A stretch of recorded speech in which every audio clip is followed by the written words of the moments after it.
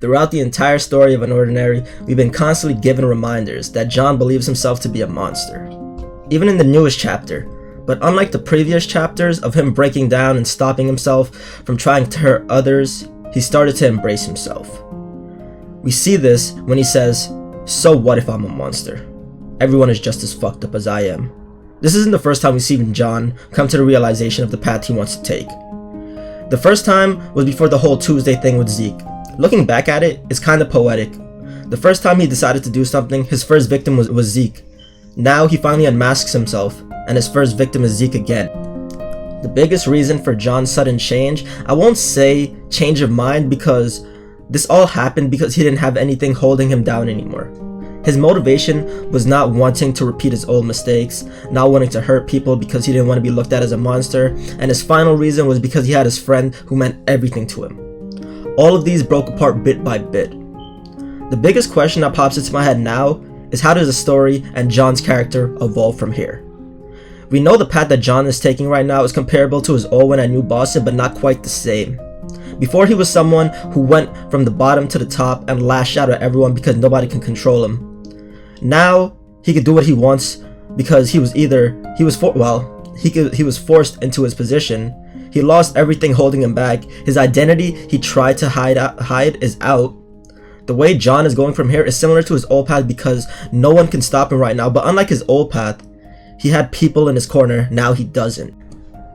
After reading chapter 188, it popped into my head that this is pretty much John's face reveal, as well as another turning point in the story.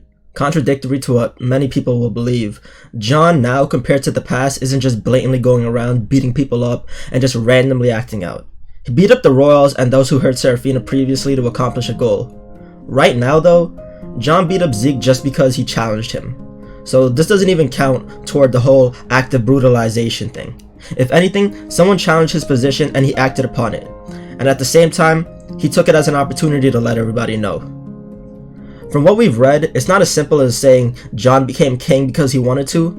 In reality, he did it on a whim because Aizen already exposed him. You think he wants to be king? Everything that happened because it was outside factors that he couldn't control. If it wasn't for that, he'd still be living a simple cripple life. If I had to make a prediction on how John's character will go from here, I'd say he'd be a lot calmer because he embraces himself, but at the same time, when face to face with the old Royals and his former best friend, he'll lash out just because he doesn't know how to express himself because he feels alone. Can John redeem himself from this point on? There's definitely potential, but one thing's for certain, that John's never gonna go back to playing the cripple that he once was, just because his identity is finally out. When I think about the reason for John's change, I can't help but always remember this happened because of miscommunication. I won't say I really have beef with Seraphina, but at the same time, it's kind of like she takes in whatever she hears, but she doesn't question all of it. I can't help but get frustrated just because she's believing everything without knowing what actually went down.